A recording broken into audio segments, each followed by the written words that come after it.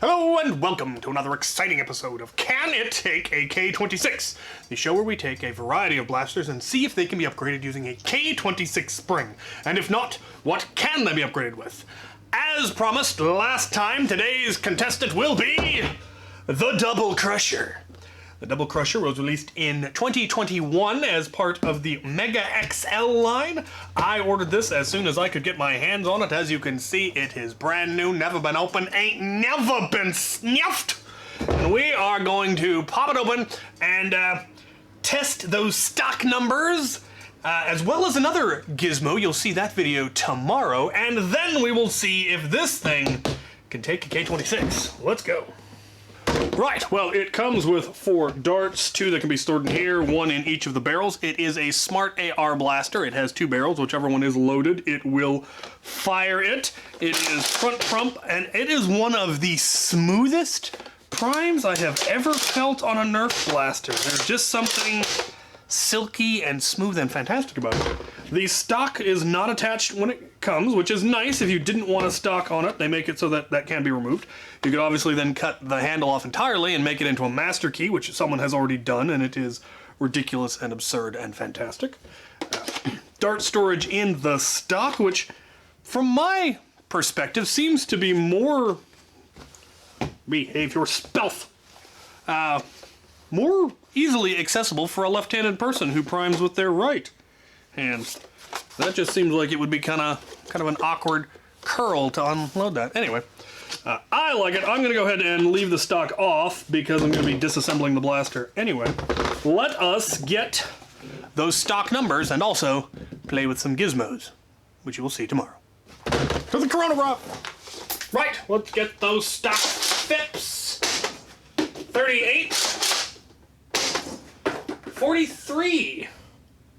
That's interesting. You don't usually see the second barrel have the higher FPS. Maybe I didn't get the dart in all the way. Well, may have been the case. Alright, we'll try it again. There we go, 57. 22. I don't know what's going on, man. Let's take it to the range and see what happens. Maybe I got a lemon. Right, we're here on the range.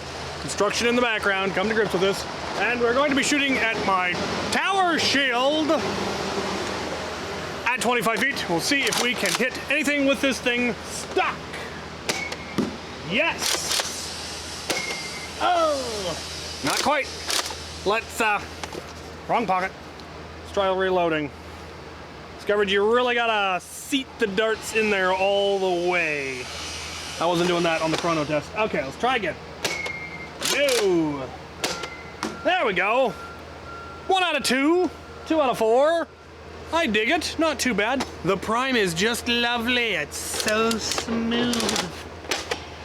Right. Let's take it back to the bench. See how much K26 we can shove into it, if any. And we try it all again.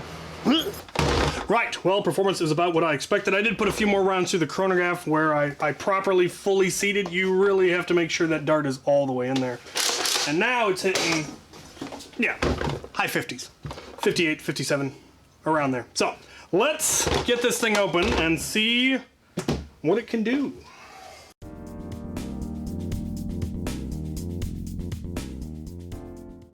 Right, we are in. It is, in fact, yes, a geared priming system. It is offset, but it seems fairly stout.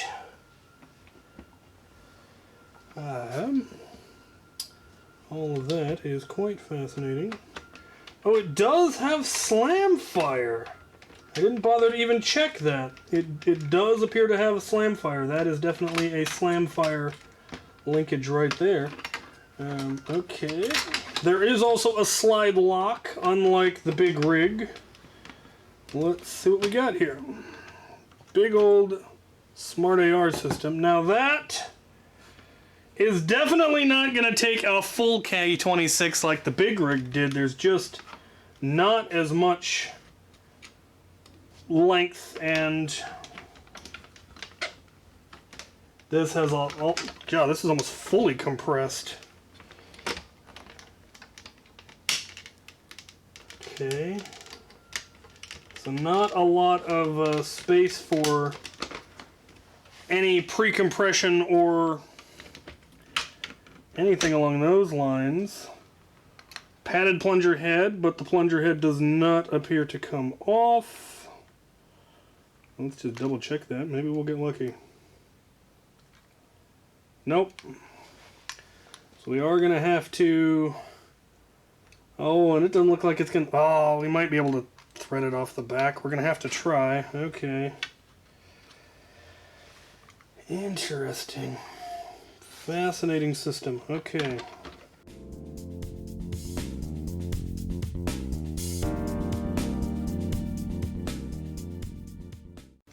Now, can we get this stuck spring off of here? I'm gonna try to twist it off the back if the frequency is high enough to allow it. Right, so in order of potency, we have K25, K26, and K14. Now they will all fit in the plunger tube. However, they have to also fit into this little area here, which is unfortunately load-bearing, so I definitely would not want to cut it down. And the only one that's going to fit is, in fact, K26. The stock spring is remarkably similar in dimensions to K26. Unfortunately, the stock spring is a higher frequency and a thinner wire, which means we are gonna run afoul of compression issues, because however much K26 we put in there, it has to compress down. I would be very, very surprised if we are able to get enough compression, but I'm gonna try it anyway, because I'm me, and that am how do. So we're going to try this little section, cut it down to the bare minimum.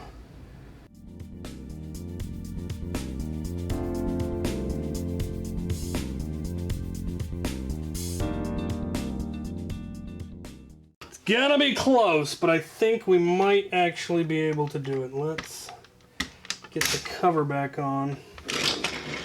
See if we can get enough compression to catch. Nope. Wait. Oh. Yep. Oh, it caught. Yeah. Whether we'll actually be able to get that much compression once we're trying to prime it, well, we're going to find out here in a second. Well, I got the spring in and I got the shell closed. We're going to button it up and see if it will actually prime and catch. But first, a word from our sponsor. Vegetation. How very dare you, sir?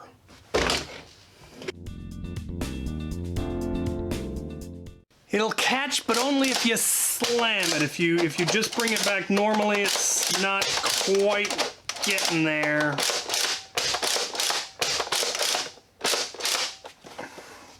Let me see what we're getting for FIPS here. It did increase it, so... no, that's not gonna do. Pop it back open. See if maybe half a ring will solve that. If I take off more than that, I'm gonna have spring rattle, I think. And I don't want spring rattle.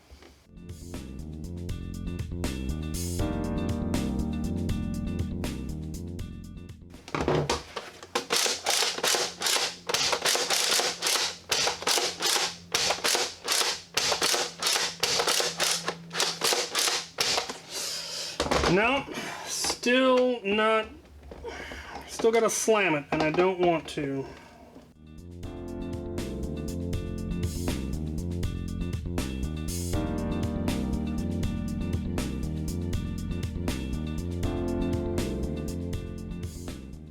So, K26 fits, and if you have it at exactly the minimum length, and you slam the priming handle back, it will catch. I don't like that. I was, however, able to get it to catch more smoothly by moving the the priming mech back one tooth. And then removing the ratchet that locks the slide as you prime. Then it would slide smoothly, or it'll catch easily, but you no longer have that ratcheting that tells you when you've actually fully primed, and I don't like that. It also is only giving me about a 5 FPS boost, which is definitely not worth the effort, in my opinion, going from 58 to 64. Give or take. And the lower barrel's still only hitting 52. So that I'm not pleased with. However, I have another spring option. K25 is going to be weaker. K14 is just absolutely not going to fit. However, I have the stock spring from the big rig, which is large and ridiculous and considerably heavier than the stock spring in this, which I find weird. But it is also a slightly higher frequency and a thinner wire than the K26.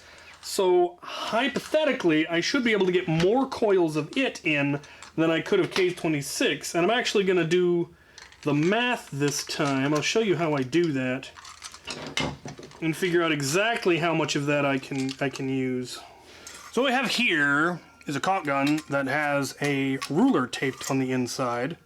If we put a spring on there and then pull it until it's fully compressed, we can see what exactly the full compression of that particular spring is. So with our K25, we can see that we have a fully compressed length of about 2 centimeters. So we need 2 centimeters of this spring. Let's see how much the whole thing is. The full length is about 3 centimeters, so we need to cut off about 1/3 of it. Don't worry about how much the back end of this is getting chewed up. Hopefully it will continue to function. Now we have a fair amount of pre-compression, for better or for worse. It will make it more difficult to reinstall, but not overly so.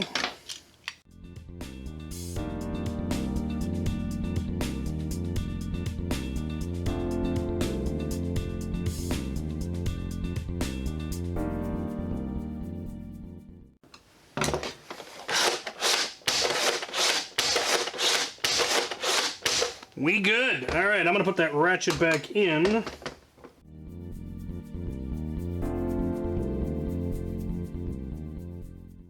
I got the ratchet back in. For those of you who are curious, because it's a perfectly reasonable thing to be curious about, I ended up being 12 coils of the big rig spring with both squared ends cut off. Appears to be the minimum, or the maximum you can get and still have it catch.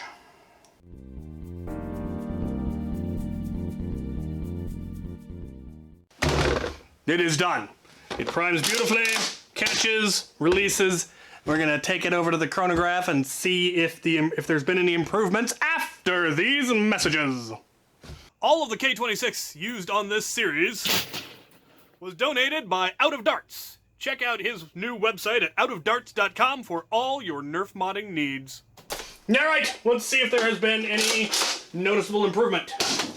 73, and for the lower barrel, 62. So yes, yeah, 15 FPS, roughly, of overstock, which is not as big an improvement as we saw with the big rig, but it's something. So, let's take it to the range and see if I can still hit anything with it. Right, back on the range, shooting at the shield. Let's see if we can still get 2 out of 4. Well, so far so good.